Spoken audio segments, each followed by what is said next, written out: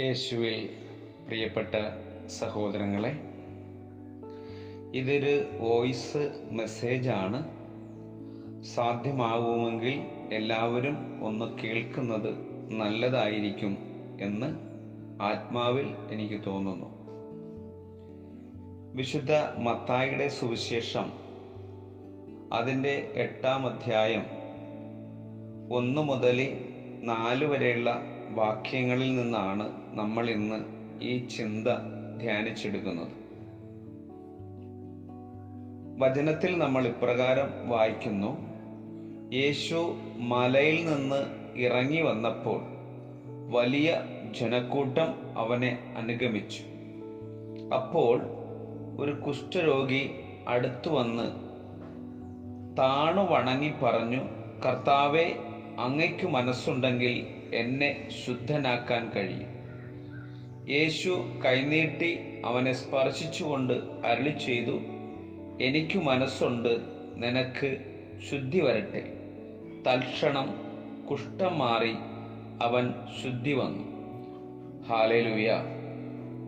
യേശുവേ നന്ദി, യേശുവേ ആരാധന. പ്രിയപ്പെട്ട സഹോദരങ്ങളെ, സുവിശേഷത്തിലെ മത്തായിയുടെ സുവിശേഷത്തിൽ യേശു മലയിൽ നിന്ന് ഇറങ്ങി വന്നു എന്ന് പറയുന്നു. മർക്കോസിന്റെ സുവിശേഷത്തിൽ കുഷ്ഠരോഗി അവന്റെ അടുത്ത് മുട്ടുകുത്തി അപേക്ഷിച്ചു എന്ന് പറയുന്നു. ലൂക്കായുടെ സുവിശേഷത്തിലേക്ക് നമ്മൾ വരുമ്പോൾ കാണുന്നത് പിന്നീടൊരിക്കൽ യേശു പട്ടണത്തിൽ ആയിരിക്കുമ്പോൾ എന്നാണ്. 3 സുവിശേഷത്തിലും വളരെ വ്യത്യസ്തമായി ഈ ഒരു വിഷയം ആസ്പദമാക്കി നമ്മൾ വായിക്കുന്നുണ്ട്.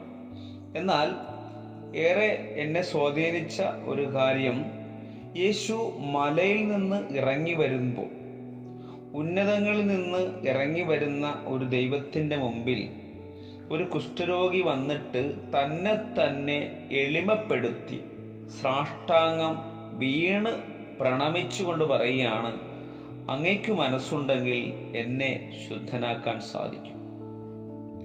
പ്രിയപ്പെട്ടവരെ, ഒരുപാട് പ്രാർത്ഥിച്ചിട്ടും എത്ര ആഗ്രഹിച്ചിട്ടും നടക്കാതെ പോകുന്ന ഒരുപാട് കാര്യങ്ങൾ നമ്മുടെ ജീവിതത്തിൽ ഉണ്ടായിരിക്കും. എന്നാൽ ഒരു കുഷ്ഠരോഗി നമ്മെ അതിനെ പ്രേരിപ്പിക്കുന്നത് ഇപ്രകാരമാണ്: അവൻ ദൈവത്തിൻ്റെ മുമ്പിൽ സാഷ്ടാംഗം വീണ് നമസ്കരിച്ചു എന്നാണ്. അവൻ തന്നെ എളിമപ്പെടുത്തി ദൈവത്തിൻ്റെ മുമ്പിൽ പ്രണമിച്ചു, ദൈവത്തിൻ്റെ മുമ്പിൽ സാഷ്ടാംഗം കമർന്നു വീണു പ്രാർത്ഥിച്ചു. ആ പ്രാർത്ഥനയുടെ ഫലമായിട്ട് അവൻ്റെ ജീവിതത്തിൽ ദൈവം അത്ഭുതം പ്രവർത്തിച്ചു. ഈ ഒരു മെസ്സേജ് കേൾക്കുവാൻ ആഗ്രഹിക്കുന്നവരും കേൾക്കുന്നവരും അറിഞ്ഞിരിക്കേണ്ട 2 കാര്യം: ഒന്ന്, യേശു ഉന്നതനായ ദൈവമാണ്, രാജാതിരാജനാണ്, ദൈവത്തിൻ്റെ പ്രതിപുരുഷനാണ്, അവൻ ദൈവപുത്രനാണ്. അവൻ്റെ മുമ്പിൽ സാഷ്ടാംഗം പ്രണമിക്കുന്ന ഏതൊരു വ്യക്തിയുടെയും ഏതാവശ്യത്തിൻ്റെ മുമ്പിലും അവനെ ഒഴിഞ്ഞു മാറുവാൻ സാധിക്കുകയില്ല. ഈ ഒരു ബോധ്യത്തോടെ നിങ്ങളുടെ ഏത് പ്രാർത്ഥനയും സഫലമാക്കാൻ പറ്റാത്തതും നിരാശയിലായിരിക്കുന്നവർക്കും ഇനിയും ദൈവം എന്നെ അനുഗ്രഹിക്കുമോ എന്ന് ശങ്കിക്കുന്നവരും ഈ ഒരു വചനം ആസ്പദമാക്കി ഒന്ന് പ്രാർത്ഥിച്ചാൽ നിങ്ങളുടെ പ്രാർത്ഥന ദൈവം സ്വീകരിക്കും. ദൈവം നിങ്ങളെ സമൃദ്ധമായി അനുഗ്രഹിക്കട്ടെ. അതിന് ഈ കുഷ്ഠരോഗിയെ നമുക്ക് മാനദണ്ഡമായി കാണാം.